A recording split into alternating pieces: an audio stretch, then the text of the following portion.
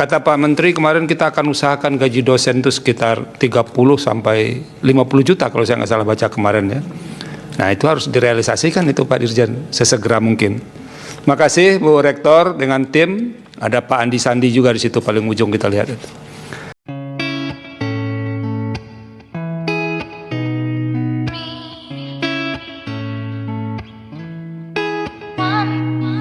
Saya punya pengumuman penting nih buat Anda semua. Jadi saat ini lagi ada promosi besar-besaran untuk produk digital yang jujur aja bakal jadi semacam senjata rahasia buat para akademisi. Kita bicara soal e-book panduan penulisan jurnal Scopus. Ya kan? Betul. Termasuk juga panduan nembus jurnal Sinta 1-6, terus ada panduan penulisan buku referensi, dan banyak materi akademik lainnya. Tepat. Semua produk digital ini sangat relevan buat menyelamatkan karir Anda. Dan Anda bisa langsung akses semuanya lewat tautan yang udah kami sediakan di deskripsi video atau audio ini. Berikut dari UGM. Silakan Bu Rektor. Terima kasih. Yang Mulia Majelis Hakim Mahkamah Konstitusi, Assalamualaikum warahmatullahi wabarakatuh. Waalaikumsalam warahmatullahi wabarakatuh. Salam sejahtera untuk kita semuanya. Izin, Universitas Gadjah Mada sebagai perguruan tinggi negeri berbadan hukum memiliki tentu saja otonomi dalam bidang akademik ataupun non-akademik. Dan dengan otonomi ini memberikan kekuasaan dan tanggung jawab kepada universitas secara penuh untuk merancang sistem pengelolaan kegiatan akademik dan non-akademik yang efisien dan berkelanjutan. Demikian juga untuk strategi keuangan dan operasional untuk tetap menjaga mutu pendidikan serta pemenuhan hak dosen. Izin Yang Mulia, apakah kami boleh untuk share slide? Silakan Pak Bu Rektor. Kami mohon untuk perkenannya untuk share. Ya, sebentar. Jadi Yang Mulia, ini sekedar sedikit menyampaikan secara ringkas profil dari Universitas Gadjah Mada. Kami sekarang memiliki lebih dari 63.000 mahasiswa, sedangkan total pegawai mencakup dosen dan tenaga kependidikan adalah 6.870, sedangkan dosen di sini adalah 2.848, itu data per 30 Juni 2026, yang terdiri dari ASN 1.751 dan non-ASN 1.097. Next. Dari jenis dan status pegawai, ini seperti juga di universitas sebelumnya, ada dosen tetap Universitas Gadjah Mada, jadi non-ASN, dan juga dosen yang tidak tetap, jadi dengan perjanjian kerja ataupun dosen tidak tetap. Lanjut, karir path untuk kedua, baik untuk yang ASN ataupun non-ASN, dua jalur ini sama, jadi memiliki karir path yang sama dengan kesempatan yang sama untuk keduanya. Lanjut. Dan kalau kita melihat pada reward system yang kami perlakukan, kami menggunakan sistem adanya P1, Pay for Person, yang mencakup gaji pokok dan tunjangan melekat yang diberikan berdasarkan jenis pegawai, pangkat, golongan, dan seterusnya. Kemudian juga P2, yaitu Pay berdasarkan posisi atau jabatan, yang mencakup tunjangan yang diberikan berdasarkan jabatan, tanggung jawab jabatan, dan atau risiko jabatan. Dan yang ketiga adalah Pay for Performance, kinerja, yang mencakup insentif dan juga benefit yang diberikan berdasar capaian kinerja dan prestasi lain.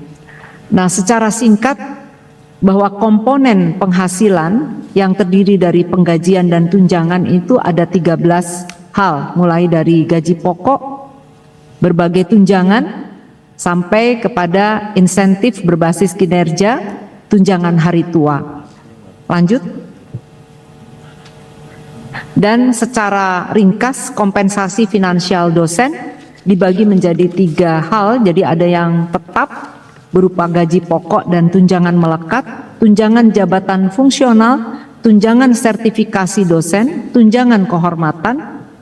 Kemudian yang kedua adalah komponen insentif, bisa berupa insentif penelitian, publikasi, ataupun berbasis kinerja, dan juga yang sifatnya adalah variabel, yang termasuk di sini adalah honorarium kelebihan beban mengajar, honorarium pembimbingan atau penguji, dan honorarium lainnya. Lanjut, ini adalah kondisi saat ini, di mana ini merupakan data rata-rata penghasilan per dosen sesuai dengan jenjang jabatannya, ya. Jadi ada tenaga pengajar, asisten ahli, lektor kepala sampai guru besar. Ada 3 sumber pembiayaan di mana komponen nomor 1 sampai 3 yaitu gaji, tunjangan melekat dan gaji 13 dan gaji ke-14. Ini adalah dari BPP PTNBH. Kemudian komponen nomor 4 sampai 6 berupa tunjangan fungsional, serdos dan kehormatan. Ini dari APBN. Dan untuk komponen nomor 7 sampai 31 itu adalah pembiayaan dari universitas. Dan kalau kita lihat penghasilan dosen rata-rata per bulan untuk ASN ataupun non-ASN itu sudah disetarakan untuk berbagai jenjang jabatan. Contohnya untuk tenaga pengajar, seorang ASN akan mendapatkan take home pay 21 juta, sekitar 21 juta. Sedangkan untuk non-ASN ini juga sekitar 20,13 juta, ya. Jadi hampir mirip. Asisten ahli ini 25 juta di kedua ASN ataupun non-ASN. Lektor 33 hingga 34 juta rata-rata. Lektor kepala ini antara 38 sampai 39 juta. Sedangkan untuk guru besar ini antara 45 juta hingga 50 juta per bulan. Lanjut. Kondisi saat ini saya kira kita menghadapi ada 3 hal yang kita hadapi. Yang pertama adalah terkait dengan kuota dalam sertifikasi dosen yang setiap tahun memang dibatasi. Sehingga kondisinya belum semua dosen memperoleh kesempatan dalam melakukan sertifikasi dosen sebagai syarat untuk memperoleh tunjangan profesi dosen. Kemudian yang kedua, besaran tunjangan fungsional dosen berdasarkan jabatan akademik ini masih sesuai dengan PP nomor 65 tahun 2007. Jadi sudah hampir 19 tahun yang lalu tentang tunjangan dosen dengan besaran yang tidak mengalami kenaikan. Jadi kalau kita lihat ini untuk jabatan, besarnya tunjangan jabatan untuk guru besar adalah 1.350.000, lektor kepala 900.000, lektor 700.000, dan jabatan asisten ahli 375.000.